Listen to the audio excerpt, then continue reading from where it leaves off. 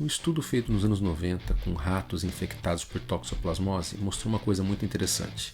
Tinha uma mudança de comportamento deles. Os animais que eram infectados por esse parasita pararam de demonstrar um certo medo natural que os ratos têm da luz do sol ou de luz em geral e também do cheiro da urina de gatos. Então eles começaram a perceber que esses animais, quando estavam num ambiente muito iluminado, não se escondiam como os outros ratos normais. E também, se eles percebessem algum cheiro diferente, como o cheiro da urina do gato, eles ficavam curiosos com esse cheiro, em vez de morrer de medo. E iam lá ver o que estava acontecendo. Isso demonstrou que esse parasita tinha a capacidade de mudar o comportamento, ou melhor, mudar o cérebro dos ratos infectados para facilitar que eles pudessem ser comidos pelos gatos, que são um dos hospedeiros do parasita. O parasita estava mudando o jeito de pensar do rato para que o ciclo de vida dele fosse mais fácil e ele se transmitisse melhor. Esses pesquisadores começaram a se perguntar, mas espera lá, tem seres humanos que são infectados por toxoplasma. Será que eles também têm uma mudança de comportamento? Será que eles também vão parar de ter medo de xixi de gato?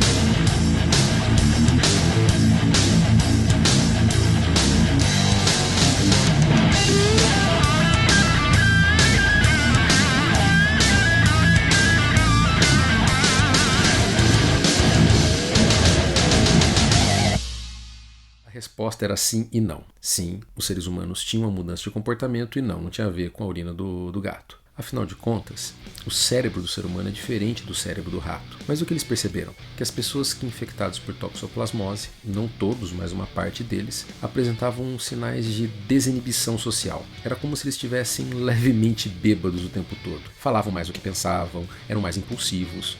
E por uma sequela que ninguém entende muito bem, tinha um comportamento sexual um pouco mais liberal.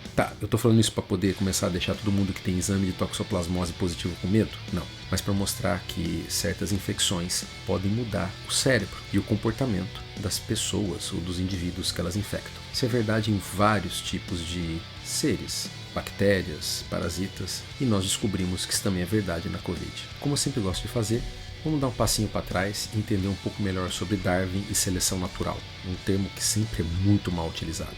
Adriano, você está me dizendo então o quê? Que o toxoplasma ele evoluiu com o tempo, ele ficou mais inteligente, ele descobriu que se ele mudasse a cabeça dos ratos seria mais fácil para ele ser transmitido?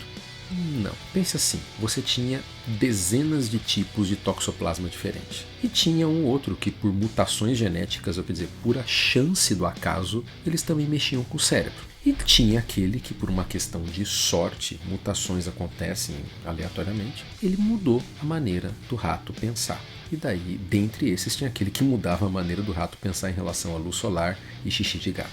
Então entenda, foi uma obra do acaso, mutação. Ele simplesmente nasceu assim, não é que ele evoluiu para ser assim. Agora eu te pergunto, esse toxoplasminha nasceu com a capacidade de fazer que o rato perca medo de gato e de luz? Ele vai ter uma vantagem em relação aos outros irmãozinhos dele? Ele vai se multiplicar ou ele vai se espalhar mais fácil com os irmãos dele? É óbvio que sim. Com certeza, passado algum tempo, ele vai se tornar o toxoplasma dominante. Os filhos dele vão ter se espalhado muito mais fácil que os filhos dos outros irmãos dele. É assim que funciona a seleção natural. Mutações ao acaso fazem os bichos ou as coisas nascerem de maneira diferente, e aquele que nasce por sorte com uma vantagem tem mais filhos e espalha aquela vantagem pela população em geral.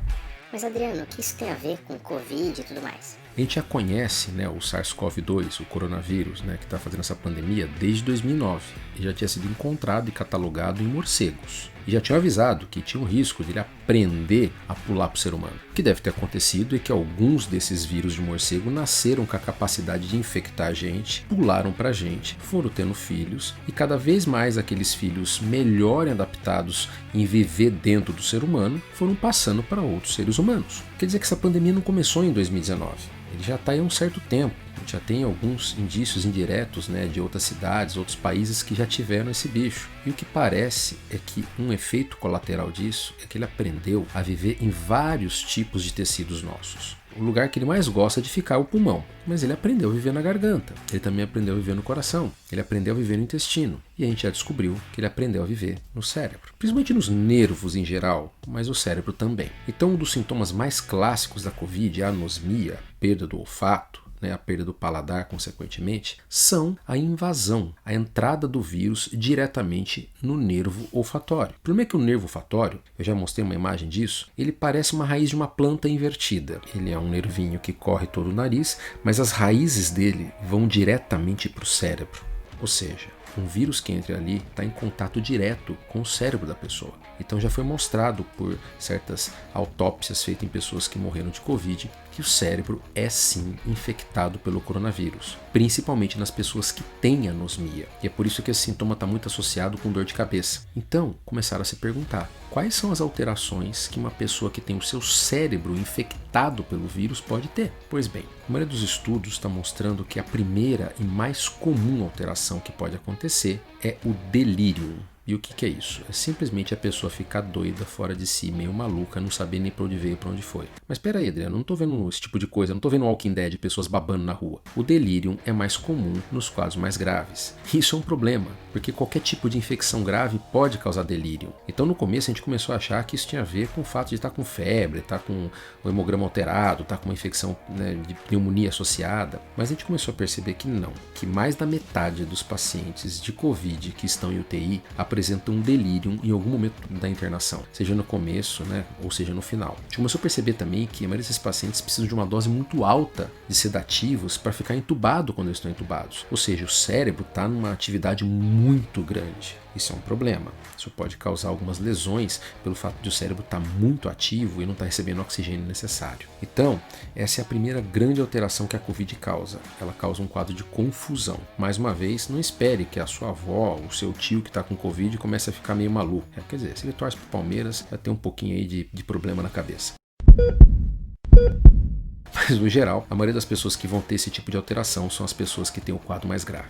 Outra coisa interessante é explicar como ele faz isso. Quando ele infecta um neurônio, ele não costuma causar problema para aquela célula, mas ele causa um ambiente de falta de oxigênio, de hipóxia, tudo ao redor dela. Isso destrói as conexões que esse neurônio tem com outros, as famosas sinapses. Para quem entende um pouco de fisiologia cerebral sabe o quão grave é isso. Ou seja, ele impede a comunicação dos neurônios, que é a parte mais fundamental do funcionamento deles. E assim, o nosso cérebro é muito bem compartimentado. Cada região controla uma coisa. Tem um lado que controla esse dedo, outro lado controla a minha fala, outro lado controla o meu olho, outro lado controla o meu gosto para música. Então é assim, se o Covid tiver uma certa tendência, uma preferência por uma área em relação à outra, certos sintomas vão ser mais comuns, como eu falei, a questão do delírio. Mas que outros sintomas neurológicos são comuns na Covid? Bem, o que a gente começou a perceber é que principalmente as alterações de humor, tanto para menos a depressão, a pessoa fica embotada, com menos vontade, depressão no geral, quanto a ansiedade. Pelo visto, ele costuma atacar no cérebro essas regiões que controlam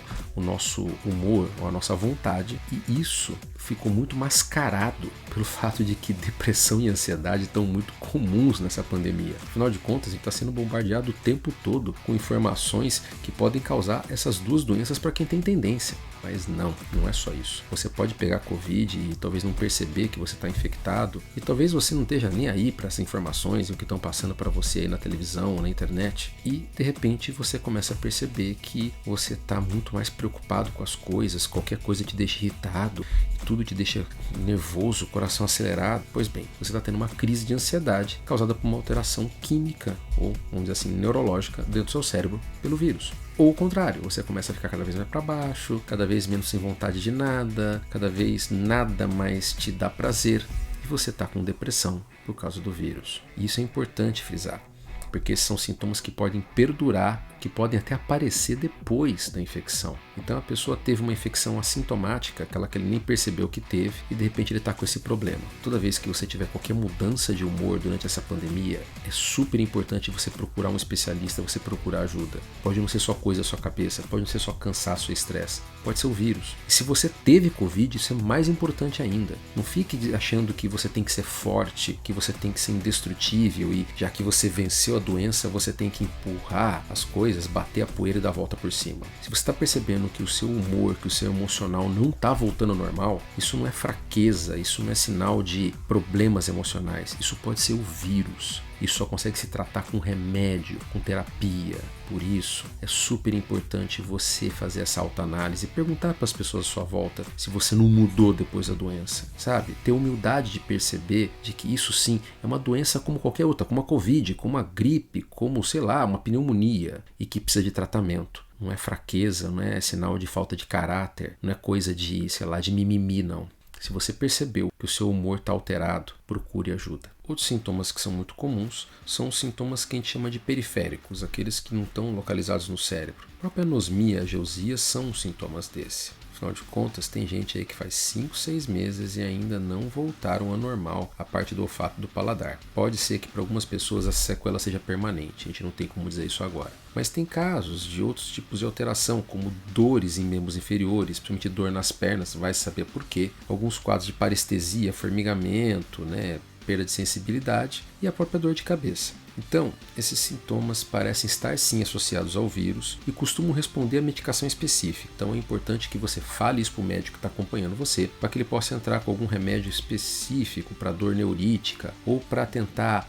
vamos dizer assim, reencapar o seu fio, porque muitas vezes esse tipo de problema é o que o seu fio, o seu nervo ficou desencapado. Nenhum sintoma pode ser desprezado nesse momento. Você pode achar que é besteira, mas é sim importante conversar com o seu médico, explicar tudo o que você está sentindo, porque mesmo aquilo que pode ser raro, pode estar relacionado ao vírus e tem tratamento. Se você não falar para ele, ele nunca vai saber o que você está sentindo.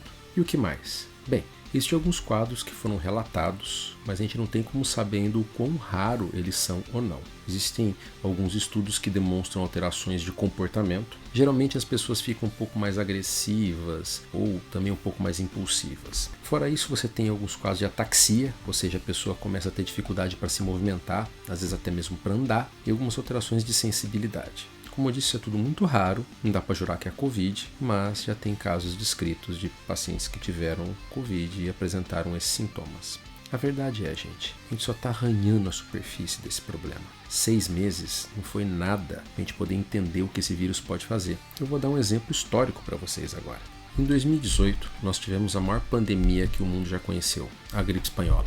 Ela matou cerca de 80 milhões de pessoas, praticamente 1/5 da população na época. Só que alguns anos depois, a gente começou a perceber o aparecimento de uma doença que era extremamente rara, mas que começou a se tornar cada vez mais comum, a encefalites letárgica, que era um quadro que deixava as pessoas basicamente catatônicas ou paralisadas no lugar onde elas estavam. Isso começou lá para 1920 e o pico desse problema foi em 1930. Até hoje não tem como provar isso, mas provavelmente essas pessoas eram sequelados da gripe espanhola. Pessoas que tiveram a gripe e que sofreram uma lesão neurológica depois, tardia, por causa do vírus. E eu não estou falando de 1 ou 2 não, foram centenas, se não milhares de casos. Para quem quiser ver um filme que fala lindamente sobre esse processo, é O Tempo de Despertar, do nosso maravilhoso Robin Williams, do qual ele faz, o papel dele é um médico que realmente existiu e que é um escritor maravilhoso, que é o Oliver Sacks. É um filme que tem ele, o Robert De Niro, é uma necessidade que você assista esse filme.